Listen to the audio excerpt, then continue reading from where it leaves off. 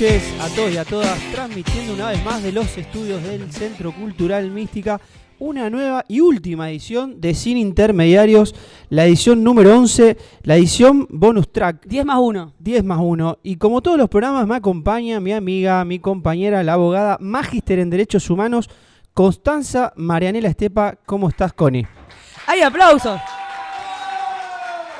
Le queremos contar que estamos en una versión Tiny Desk en los estudios del Centro Cultural Mística, así que va a haber interacción con el público en esta instancia. Dicen que no va a haber edición, acá la producción dice que no va a haber edición, así que le pedimos mucha cautela y mucha cirugía a los comentarios, porque bueno, después pagamos los platos rotos en el programa. Pero bueno, igual comenten. Comenten, se pueden comentar, pueden decir lo que quieran y no se pierdan que además va a haber un bonus track. Pero bueno, a ver, fin de semana esperadísimo en la provincia de Santa Fe. Pasó la paso. Tuvimos un panorama bastante, bastante para atrás, si se quiere, los peronistas, y vamos a estar hablando un poco de eso. También se vieron las elecciones locales, obviamente, el batacazo que sucedió entre Juan Monteverde y Roberto Zuckerman, y también hay algo de lo nacional que vamos a tocarlo primero y lo vamos a pasar un poco por arriba, pero algunas novedades que a Cristina la seguimos viendo caminando y recorriendo a nada de las elecciones de las PASO nacionales con Sergio Massa. Sí, exactamente. Yo te propongo que arranquemos por lo nacional, aunque siempre lo dejamos para el final. Principalmente porque parece que hay que dejarle un poquito más de tiempo a lo provincial y a lo local, que es donde hay importantes noticias y también un sentido hacia cómo se va constituyendo el sistema político que tenemos en Santa Fe, en la ciudad, y cuáles son los actores que van a estar representando las distintas propuestas. Pero más allá de eso, me gustaría tratar una cuestión que está dando vuelta, que es el kirchnerismo como fuerza provincial, que es fuerte. O sea, que estamos hablando de lo nacional, pero te llevo a PBA.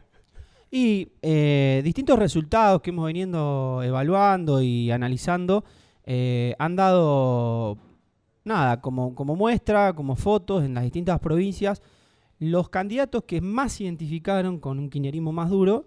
Bueno, no han pasado caso Córdoba, caso Mendoza, caso Santa Fe mismo, no han pasado los 4 puntos. Y nos hace pensar, nos hace reflexionar que el kirchnerismo se ha reconfigurado hacia una fuerza más bien de PBA. Provincia de Buenos Aires, exactamente. El kirchnerismo hoy estaría, en cierta forma, resguardando su capital político en la provincia de Buenos Aires. En este contexto se puede empezar a hablar del kirchnerismo como fenómeno provincial, quizás ya no tan nacional, es algo que se empieza a ver, por lo menos en los distintos resultados que van arrojando las urnas.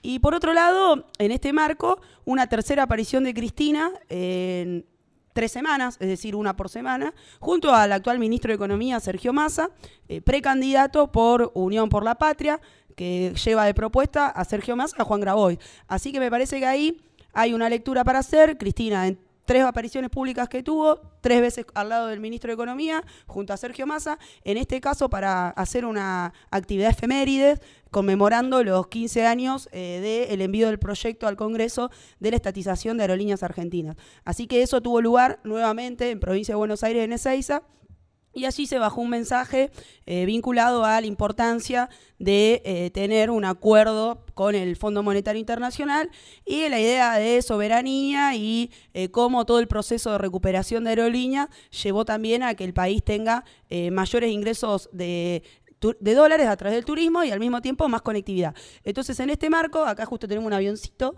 en Aerolíneas Argentinas. No es un Boeing, es un Pulqui, pero industria nacional, ¿no? Bueno, de la industria. De la industria de verdad. De verdad. Sí, yo te iba a decir esto. El último acto fue en Saliqueló, por el tema del gasoducto, donde los vimos, ya lo contábamos, lo vimos a Cristina, Alberto, Massa. Pero algo que hizo mucho hincapié Cristina y que fue, siempre lo habló, digamos, que tiene que ver, obviamente, con lo del FMI, que dicen que ya estaría un poco cocinado un nuevo acuerdo, que fue un poco ideado entre, ni más ni menos que Amado Vudú, un alfil del kirchnerismo, digamos, o de lo que fue el kirchnerismo en gestión, digamos, y Sergio Massa. Hizo mucho hincapié en la cuestión del FMI, ¿no? Obviamente con el tema de que, bueno, él ya dijo, al FMI no lo trajo el peronismo, esa es una gran verdad, pero fue muy incisiva con el tema precios. Incisiva con el tema precio, con el tema indicadores, con el tema de discutir números y también adjudicando cierta responsabilidad al préstamo irresponsable a Estados Unidos de la gestión de Donald Trump. Entonces hubo un marco de geopolítico, teniendo en cuenta que va a haber una misión argentina hacia Washington para discutir el acuerdo con el Fondo Monetario, y asimismo habló de la importancia de revisar no solo los indicadores de pobreza y de inflación, sino también la cantidad de dólares que se van de la Argentina y que se establecen en determinados países que muchas veces llaman paraísos fiscales. Entonces, de lo que habla principalmente la propuesta de la vicepresidenta es decir, hay que revisar si nos faltan dólares, ¿dónde están esos dólares? Bueno, parte de nuestras élites económicas llevan los dólares afuera de Argentina y habla de más de 400.000 millones de dólares que están afuera otro PBI de prácticamente afuera de nuestro país. Exactamente. Pero bueno, me parece que eso es un poco lo que nos deja principalmente lo nacional, una nueva foto de Cristina junto a Massa, con una bandera dentro de lo que fue la gestión kirchnerista que tiene que ver con la recuperación de la aerolínea argentina, y una fuerza que empieza a broquelarse en la provincia de Buenos Aires. Las principales apariciones de Cristina y de Sergio Massa se están dando en esa ciudad, y se puede empezar a hablar de una idea de un kirchnerismo que no trasciende provincia de Buenos Aires. Sí. Esperemos que a tan poco tiempo de las PASO nacionales, yo hoy sacaba las cuentas, estamos más o menos a 25 días de las PASO. Bueno, esperemos la mejor performance posible. Sabemos que el contexto no es el mejor. Ahora vamos a pasar, obviamente, a hablar un poco de lo provincial, un poco mucho de lo provincial, ya que es un poco la antesala, digamos. Tenemos Mendoza pintada de amarillo, tenemos Córdoba que ganó por muy poco, el candidato Martín Larriora, que era el intendente de la ciudad de Córdoba. Un peronismo provincial que ganó por muy poquito. Santa Fe, creemos que va camino hacia eso, un resultado, una diferencia muy grande. Y Entre Ríos, que también está ahí, de la mano de Frigerio, un candidato muy fuerte contra el intendente Paraná. Principalmente lo importante a destacar de esto, más allá de las distintas provincias, también el caudal de votos. O sea, Santa Fe es la tercera provincia más poblada de nuestro país, entonces lo que pasa en Santa Fe también es importante a nivel nacional. Y los resultados que obtuvo el peronismo en la provincia, si bien fueron sorpresivos para muchos dirigentes, distintas fuerzas políticas, en cierta forma es esperable, en un sentido de que, por lo menos en la ciudad de Rosario, las propuestas que se llevaron desde el gobierno provincial, principalmente encabezada por Omar Perotti, lo que fue la lista de diputados provinciales, que resultó ganador de su categoría, pero en Rosario tuvo unos resultados bastante para atrás. Uno puede asociar eso a la inseguridad, al crecimiento de la violencia y a una ausencia quizá de parte del gobierno provincial en este aspecto. Y bueno, las urnas manifestaron eso. No obstante, Lewandowski logra tener un resultado en la ciudad de Rosario empatado. Le fue bien en Rosario. Perdió por 4 votos con Maximiliano Puyaro. Ese es un dato, incluso un dato de lo que se habló mucho previamente sobre la posibilidad de la candidatura de Marcelo Lewandowski intendente, que estuvo hasta último momento, incluso evaluando encuestas. Nos contaban sus colaboradores que ellos analizaron hasta último momento las encuestas. Y bueno, evidentemente en Rosario estaba muy bien parado Marcelo Lewandowski y en el resto de la provincia por ahí no tuvo su mejor performance. Pero te llevo algo. Domingo, día frío. Te levantaste a la mañana y ¿qué hiciste? ¿Te preparaste el café? Me preparé, en realidad no llegué a prepararme no tomaste café. Me fui a comprar un café hecho. ¿Te fuiste a un café hecho? Era muy temprano el tema del inicio del comicio. ¿Llegaste a una escuela? Llegó a una escuela. ¿Dónde fiscalizaste? En el Parque España. Ahí me imagino, seccional tercera. Estuvo difícil. Tracalada de votos para... Y Maximiliano Puyaro y Carolina Lozada, los dos principales ganadores de la mesa en la que estuve, y después tercero Marcelo Lewandowski. Pero más allá de eso, puntualmente el caso testigo de una mesa del centro, también hay que leer un poquito el panorama más provincial, donde no se llegó, me parece, a lo que se esperaba. Si bien había una idea de, bueno, que Marcelo Lewandowski sea el más votado, eso no pasó. Uno puede encontrar las razones o romperse la cabeza pensando no se hizo esto, no se hizo esto, no se hizo esto, faltó esto otro, que me parece que merece también una profunda autocrítica propia también de los que tuvieron adelante la campaña. Pero más allá de eso, me gustaría dejar 2 o 3 cosas como ideas generales. Hay cierta sorpresa sobre los resultados. Por otro lado, si vos te vas a las PASO del 2019, en la provincia de Santa Fe, y vos sumás los votos que sacó en su momento lo que era el Frente Progresista y el PRO, y los votos que sacó el peronismo, si vos sumás, en realidad te da ese porcentaje. En realidad lo que se rompió el esquema de tercios. Entonces, si bien hay una distancia muy grande, y hay parte de responsabilidad también de este mensaje que está dando la ciudadanía hacia el oficialismo de la provincia, también es cierto que si vos te vas a hace 4 años atrás, es una foto muy parecida. Estamos hablando de porcentajes muy parecidos. O sea, los dos candidatos que llevaron el Frente Progresista y el PRO sacaron más o menos la misma cantidad de porcentuales que el peronismo.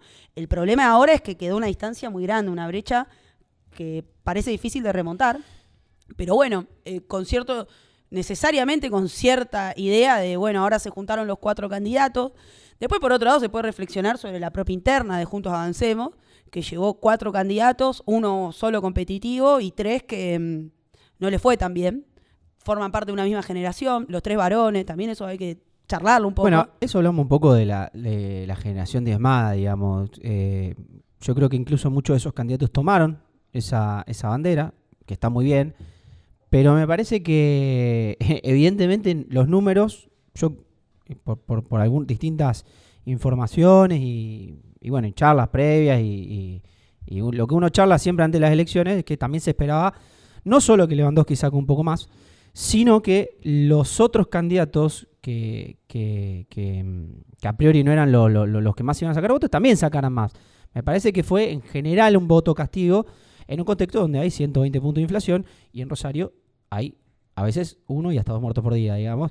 Entonces me parece Totalmente. que podemos buscar si hubo más afiche, si no hubo si menos afiche, que eso es verdad. Eso fuimos a un acto donde se denunciaba que había poca cartelería, digamos. Pero más allá de buscar los motivos en algo más táctico, digamos, sino tiene que ver con lo que está sucediendo a nivel general. Es decir, hubo un cachetazo, evidentemente en Rosario, a la gestión del gobernador. Y se esperaba que el gobernador tomara más la posta de la campaña.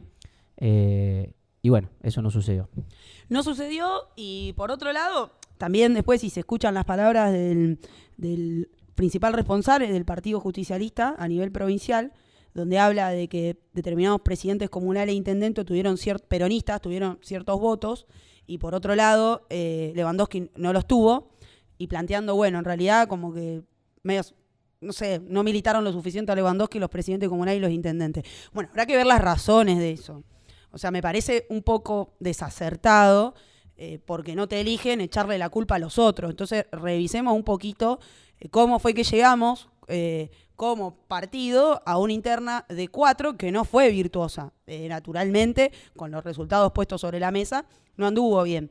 Y sobre todo, también teniendo en cuenta que fue muy bajo lo que aportaron. No llegaron a 10 puntos entre los otros precandidatos a gobernadores. Estamos hablando de Marcos Clery, de La Cámpora, de Eduardo Toñoli del Movimiento Evita y de Busato de La Corriente, que fueron fuerzas alimentadas durante el proceso kirchnerista. Entonces, también más allá del afecto, el cariño y el reconocimiento que tengamos que hacerle a la compañera Cristina, también hay que ver qué alimentó Cristina durante eso, que no pudo cosechar esa cantidad de votos. E indudablemente Cristina tiene más de 10 puntos en la provincia de Santa Fe. Sí, no es la primera vez que pasa eso. No es la primera vez que pasa. Le ha pasado a Agustín Rossi, le ha pasado a otros dirigentes provinciales que, bueno, creo que incluso esta elección es casi igual a la última elección donde Agustín Rossi fue candidato de 22 puntos en la elección con Miguel del Cel, si mal no recuerdo, el 2011. Exactamente. La elección que ha elegido Bonfatti. Y bueno, y eso nos llevó a que el peronismo no pase los 30 puntos en la provincia de Santa Fe, y donde el Frente Unidos para Cambiar Santa Fe pasó los 60 puntos, o sea, está llegando a 63.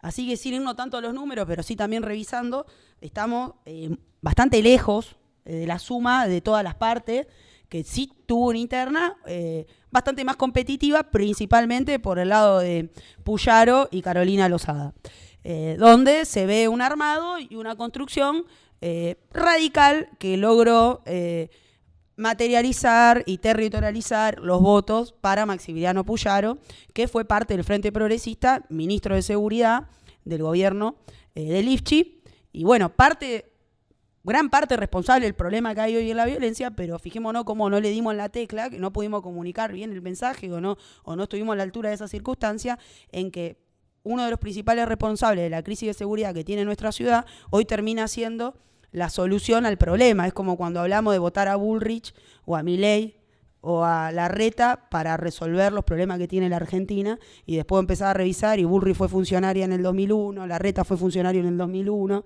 y es un poco volver a lo mismo. Entonces, Máximo Puyaro un poco parte de eso. Es parte... Y no es menor que estaba Larreta junto a él en el búnker ganador, por supuesto, de las elecciones. Por un lado, me parece que es un poco parte de esos procesos cíclicos que vos hablás.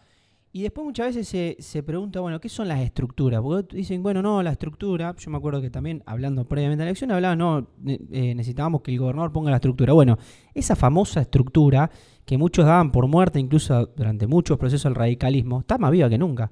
Porque, ¿dónde salen los bogotosinos? Es decir, una ciudad como Rosario y Santa Fe, desencantada por temas, como dijimos, la violencia y demás, pero después hay un montón de una estructura entre jefes comunales, intendentes, que juegan, que están, que mueven su gente, su información, volcan recursos, y eso se pone a jugar. Y creo que en la provincia de Santa Fe, quien mejor lo aprovechó, me parece, es Maxi Puyaro, ha recostado en la estructura de un radicalismo que en algún momento incluso se lo daba por muerto, por dentro de esa alianza con el Frente Progresista, que gobernó durante 12 años. Bueno, no, las estructuras juegan, están, se ponen en evidencia. Y la construcción local juega en lo provincial.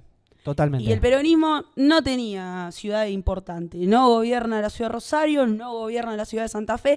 En la ciudad de Santa Fe hubo más votos nulos y blancos que al candidato del peronismo. Eso es bueno, ahí la primera interacción con el público. Estaba muy callado, estaba muy preocupado. Hay chiflido. No sé si estaban escuchando atentamente o ya estábamos diciendo muchas pavadas, pero es verdad que piden la autonomía acá. O sea, hablemos de los 5 ex nodos que viste. Hablemos de Venado Tuerto.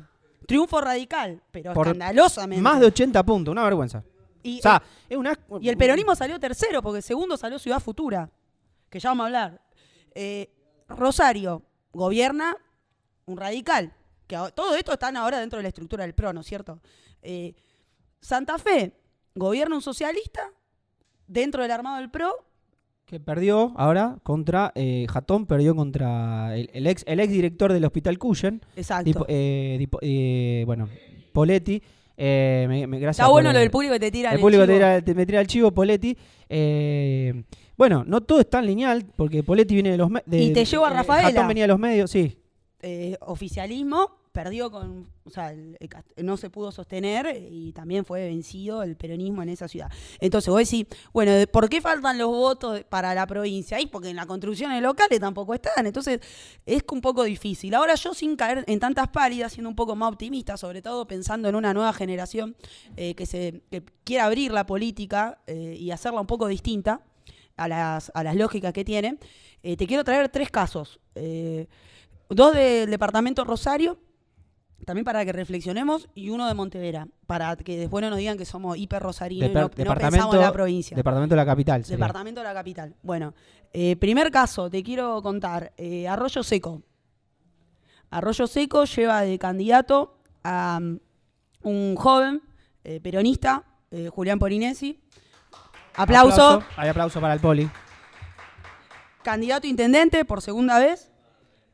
Una muy buena elección hizo. Y hace una muy buena elección y queda expectante de poder consagrarse como intendente de su ciudad. Estamos hablando de un joven de menos de 35 años y un gran compañero, que viene siendo una construcción local continuada.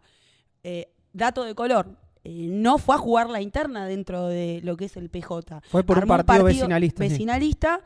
Y logra imponerse en su interna, que tenía una interna contra otro que pertenecía a la ex gestión, y finalmente queda con importantes chances para las generales de ser intendente de Arroyo Seco con menos de 35 años, un compañero peronista. Ahora me voy al otro extremo del departamento, me voy a Granadero Baigorria. Otra experiencia, partido vecinal, por fuera de la interna del PJ, es decir, sin el sello de Juntos Avancemos, Antonella García. Aplauden, saludo para Anto. Antonella García logra imponerse ella sí ya como la candidata más votada.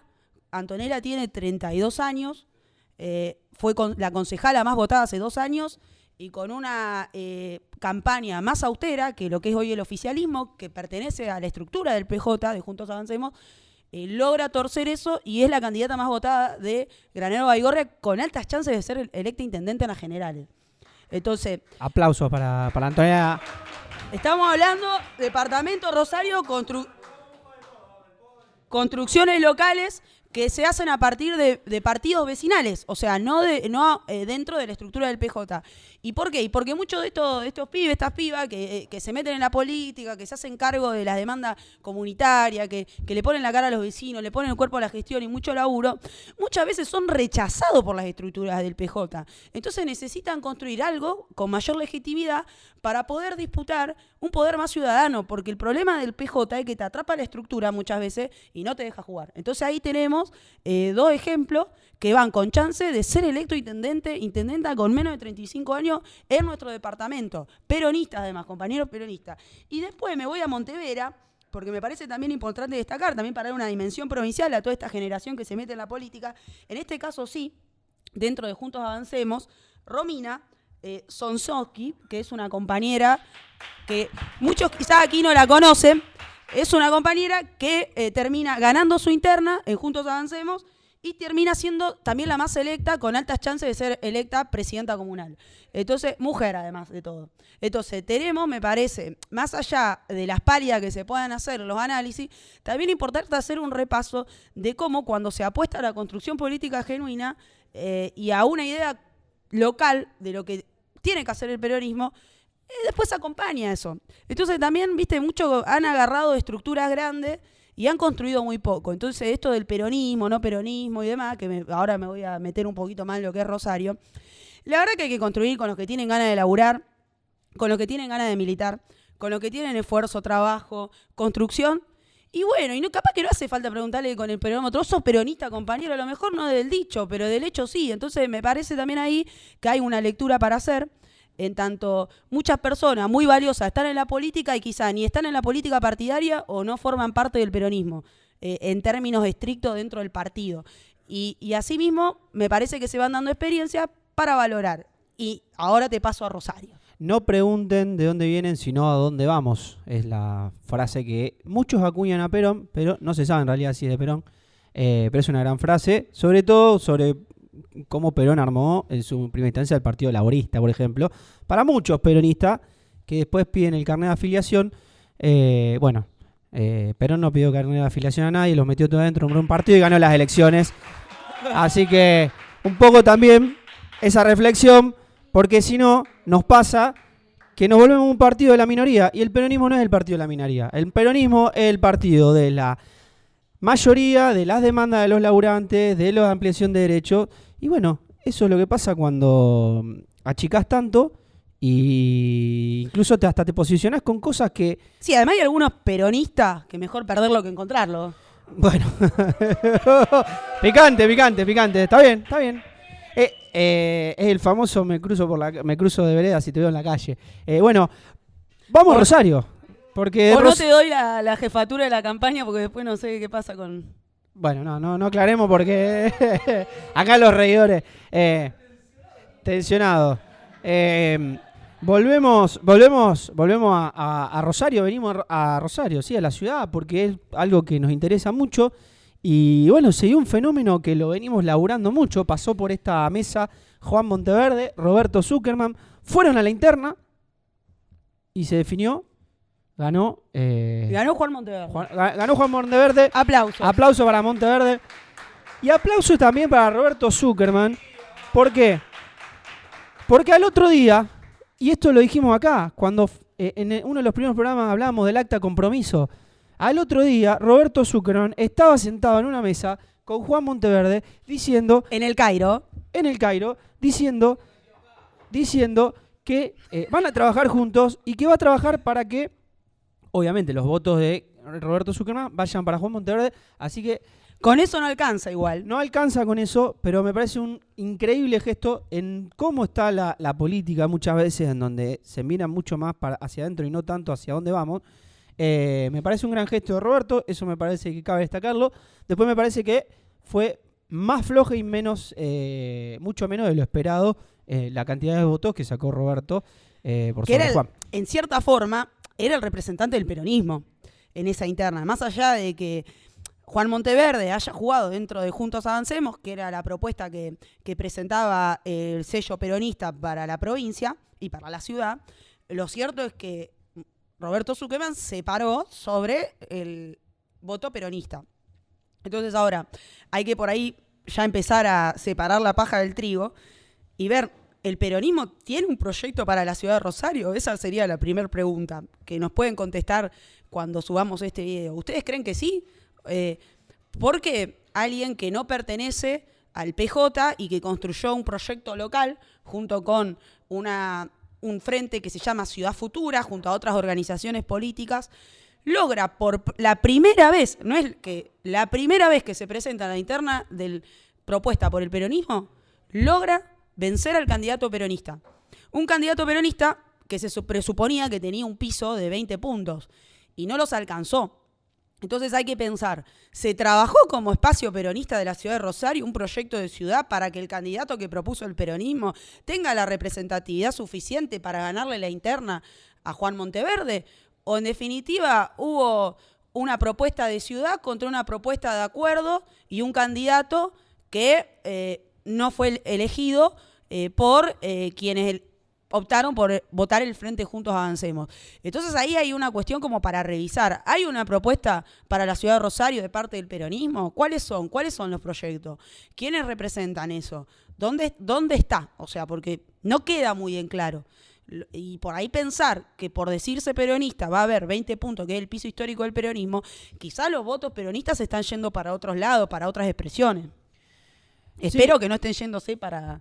No, sin duda que seguramente los analistas han hecho algún análisis un poco más exhaustivo sobre cómo se cruzan también, se cruzan mucho los votos en la boleta única, y me parece que tiene que ver con algo que habíamos mencionado al principio, y a Zuckerman me parece que le cabió el voto castigo también, como le cabió a Omar Perotti la gestión. Roberto Zuckerman fue parte de la gestión del gobierno provincial y es parte de la gestión del gobierno nacional, dos gestiones que en su imagen vienen golpeadas, bastante golpeadas. Entonces, lo que yo creo es que inteligentemente en esta interna se puso en juego no ese piso histórico del peronismo, porque como vos decías, pensaban que por poner el sello y la cartelería, digamos, existe ese piso. No, evidentemente hubo una lectura, si quiere, en donde muchos de los que en algún momento votaron a Roberto, que incluso lo hemos analizado en el 2019 para ir contra Hawking, hoy lo votaron a Hawking, a Monteverde. Ya me equivoco con los nombres. Ya tantos nombres a esta altura.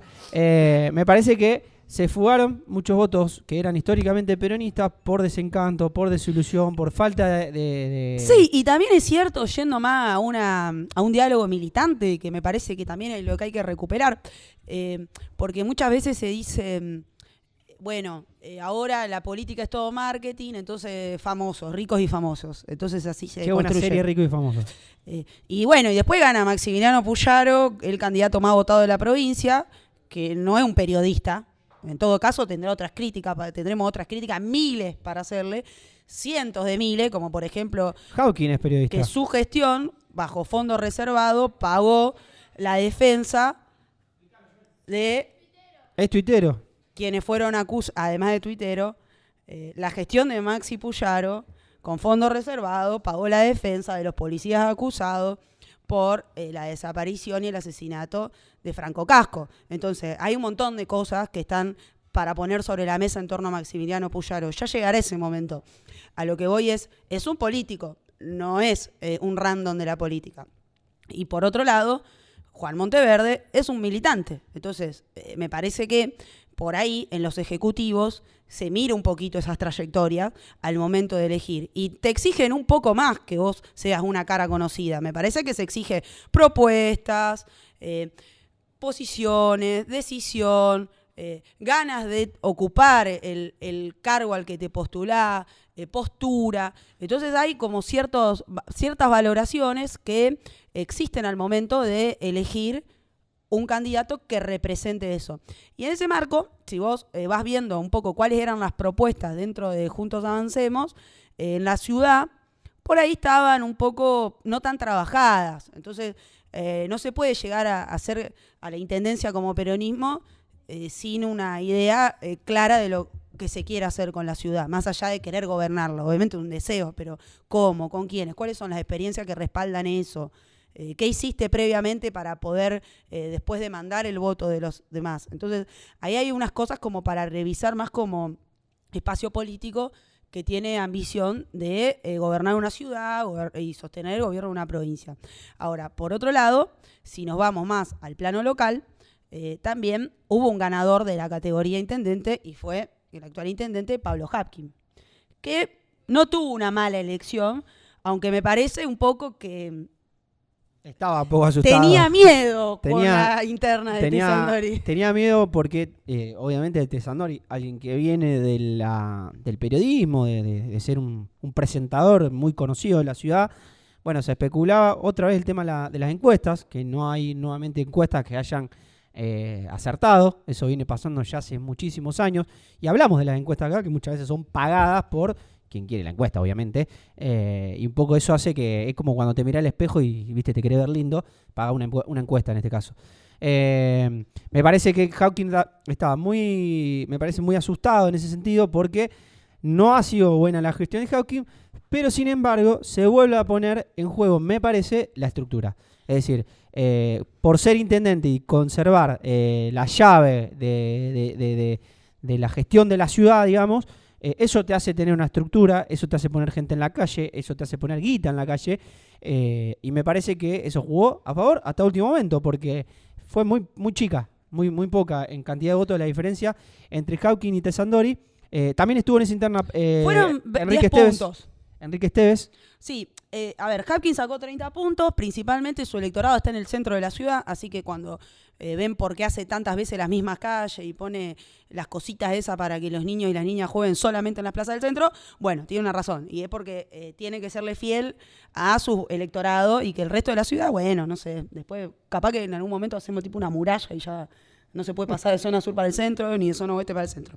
Ahora, Monteverde sacó 19 puntos, fue el segundo más votado, y se hizo fuerte en el centro. Y en zona norte. Y Recordemos... Miguel Tessandori sacó 19 puntos, por muy poquito perdió con Monteverde, y se impuso en los barrios. Y Zuckerman salió cuarto de todo esto con casi 16 puntos y también tuvo un voto de barrios. Sí, no llegaron los famosos votos de Empalme como los famosos votos de La Matanza.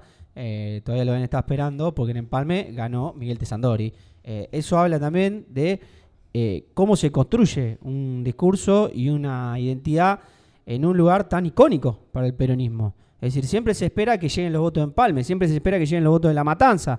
Bueno, no llegaron los votos de Empalme. Votaron a Tessandori.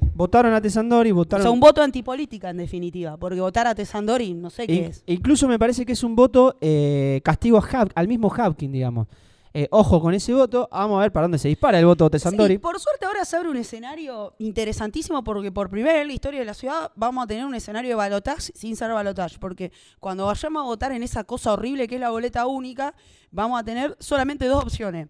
O Pablo Hapkin, continuidad de las gestiones que vienen hace décadas gobernando la ciudad, o Juan Monteverde con una idea de cambio y renovación generacional y política. Entonces ahí me parece que hay un nuevo escenario, más allá de que la suma de el Partido Socialista, el radicalismo y el PRO le haya dado a Hapkin algo de 52 puntos y que la suma esa dentro de Juntos Avancemos, Peronismo, más Ciudad Futura y Aliados haya dado 36. De cualquier manera esto es un escenario muy distinto y bastante expectante, porque con ir a votar solamente dos candidatos hay que ver qué pasa. Entonces, con ese marco vamos camino hacia septiembre a una elección que esperemos nos traiga buena noticia para quienes somos militantes dentro del campo nacional popular latinoamericano, ¿no? El famoso mano a mano y sin milicos en la esquina. Llegó el mano a mano al final. Llegó el mano a mano. Y capaz que llegue un giro. Y capaz que llegue un giro. Y no queremos... A ver, yo le pido a Pablo Hawking con enorme cariño, no aplique beneficio de inventario. Él fue parte de los últimos 30 años de esta gestión. Él fue parte. Y precisamente su eslogan fue: nosotros hacemos nuestra parte. En gran medida, la ciudad, si está como está, es porque la planificaron, la diseñaron, la pensaron y la ejecutaron su proyecto político, del cual él fue parte. Entonces me parece que, ojo con... muchas veces la palabra cambio la usó, digamos, más junto por el cambio precisamente, el PRO, bueno, el radicalismo.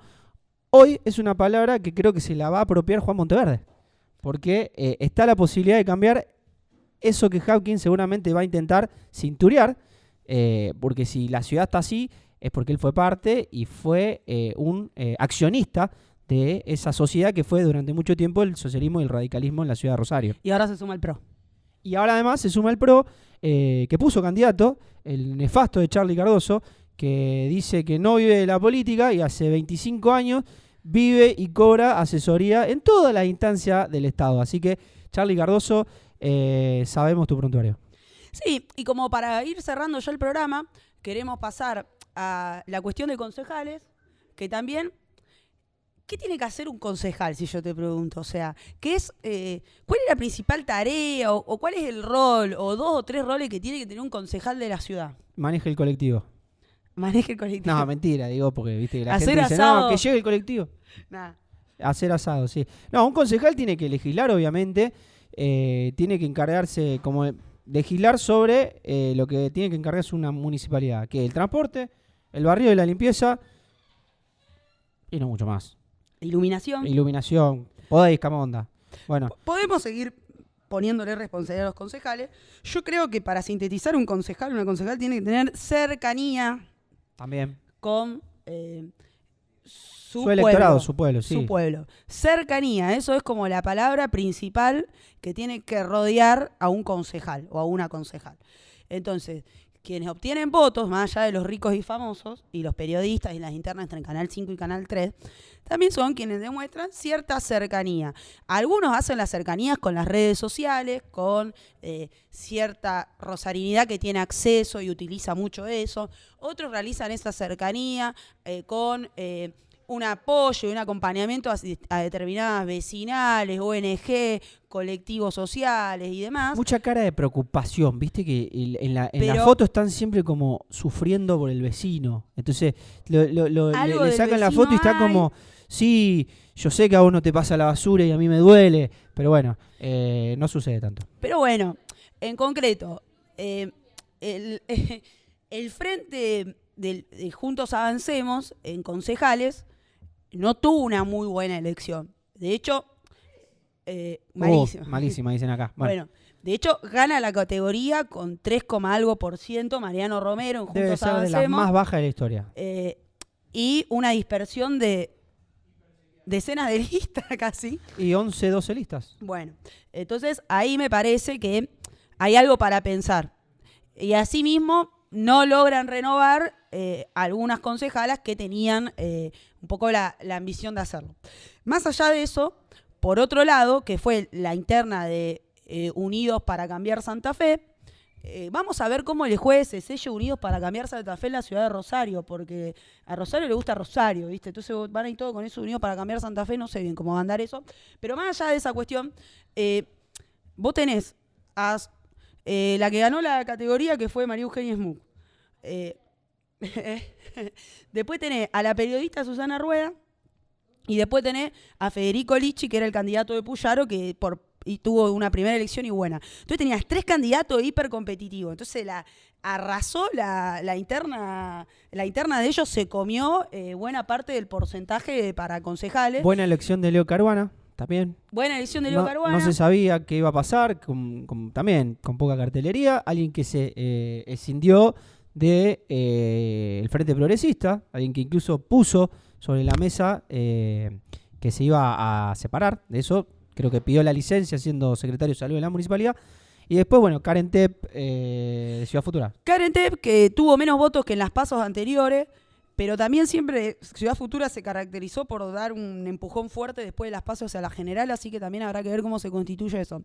De cualquier manera, para pensar un poquito cómo nos aproximamos y los peronistas a la ciudad de Rosario, porque el esquema de concejales nos deja muy visible que falta cercanía con las cuestiones locales.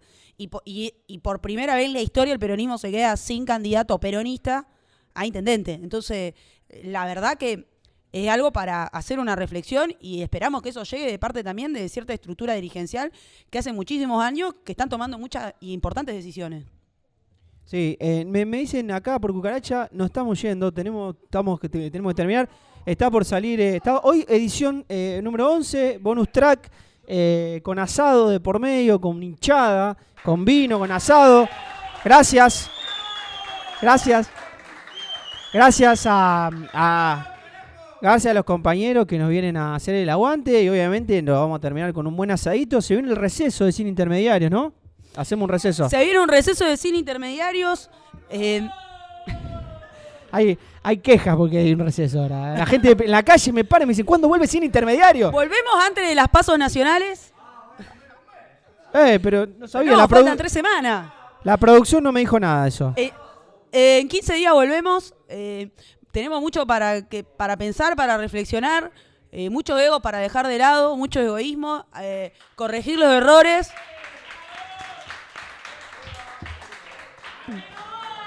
Y sobre todo, y principalmente, sacar a Rosario de esta crisis en la que está. Como generación tenemos esa responsabilidad. ¡Nos vamos! ¡No podemos seguir! ¡Viva Perón! ¡Viva Perón!